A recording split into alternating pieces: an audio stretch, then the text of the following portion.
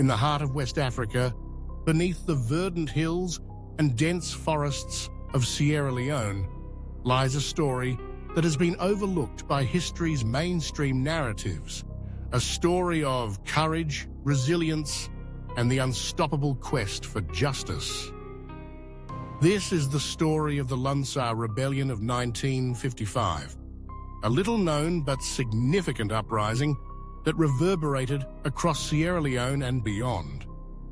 It was an episode that not only defined the spirit of local workers and their communities, but also cast a spotlight on the shadowy realities of colonial exploitation in the iron ore mines of Lunsar.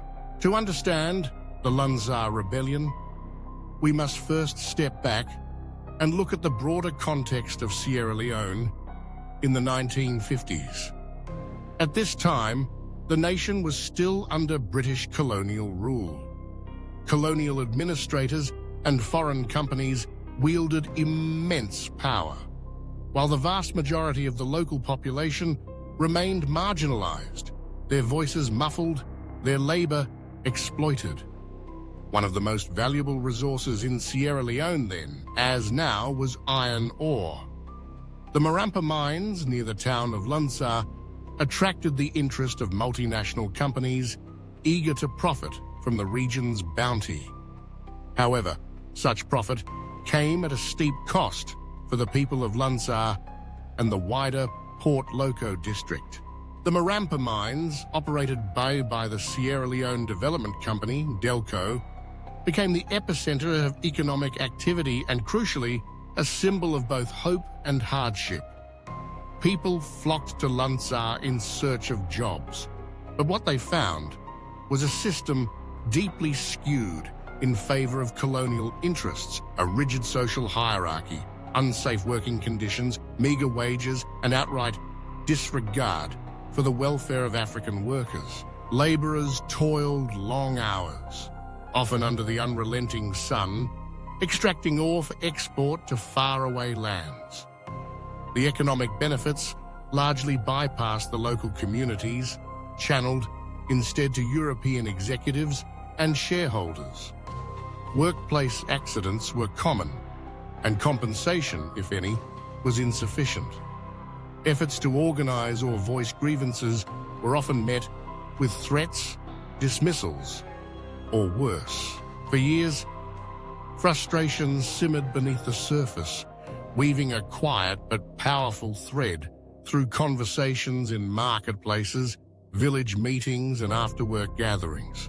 It was against this backdrop that the events of the Lunsar Rebellion unfolded in 1955.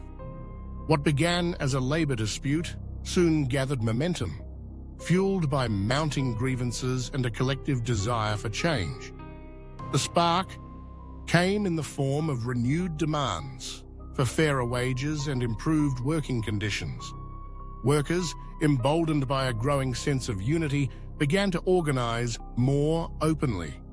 They drafted petitions, held meetings, and tried to negotiate with both the management of the mining company and colonial authorities. But instead of meaningful dialogue, they were met with apathy and resistance. The tension escalated when the company refused to meet their demands. Determined not to be ignored, the workers initiated a strike. Mining operations ground to a halt as hundreds walked off the job, demanding that their voices be heard. But the rebellion was about more than just labor. It was about dignity, autonomy, and respect in a system that had long denied all three. As the strike wore on, the movement swelled beyond the immediate workforce. Communities surrounding Lunsar joined in solidarity, providing food, shelter, and moral support to striking workers. Women played a pivotal role, organizing logistics and participating in protests. Elders convened community gatherings to strategize and offer counsel. This was not just an industrial action. It was a community uprising, a rejection of a system that had made prosperity for a few synonymous with hardship for the many. Colonial authorities, alarmed by the disruption, dispatched police and, eventually, military forces to Lunsar.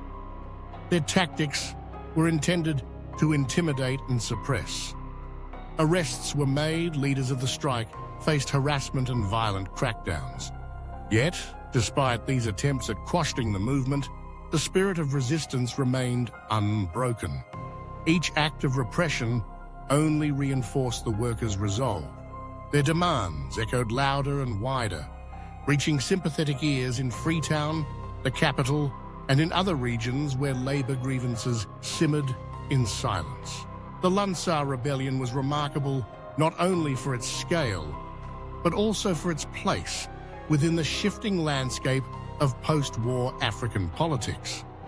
Across the continent, colonial subjects were asserting their rights, questioning foreign domination, and imagining futures free from subjugation. In Sierra Leone, the events at Lunsar became a catalyst for greater labor consciousness, inspiring similar actions in other industries: railways, agriculture, and shipping. The rebellion exposed the moral bankruptcy of the colonial enterprise and underscored the urgent need for reform. Though the immediate outcomes of the Lunsar Rebellion were a mix of bitter defeats and hard-won victories, wages rose incrementally, but many leaders faced ongoing reprisals. The long-term consequences rippled far beyond 1955. It strengthened burgeoning networks of labor unions, invigorated the broader movement for national independence, and offered a template for future acts of collective resistance.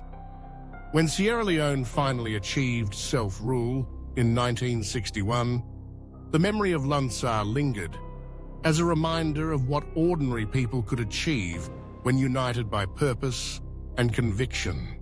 Today, the Lunsar Rebellion stands as a testament to the power of collective action in the face of entrenched injustice. It is a story that deserves to be told, for it speaks not only to the history of Sierra Leone, but to universal themes: the right to fair labor, the importance of dignity, and the courage it takes to stand up against overwhelming odds. As we reflect on the Lunsar Rebellion, let us remember the sacrifices made by those who came before, the workers who dared to demand more, the community members who stood by them, and the leaders who persisted in the face of threats and violence. Their story challenges us to think deeply about the legacies of colonial exploitation, the ongoing struggle for workers' rights, and the indomitable spirit of resilience that continues to shape Sierra Leone and the world. In honoring their memory, we uncover lessons that remain just as relevant today: that injustice, no matter how deeply rooted, can be resisted, that solidarity is our strongest shield, and that history's forgotten rebels often plant the seeds for a better tomorrow.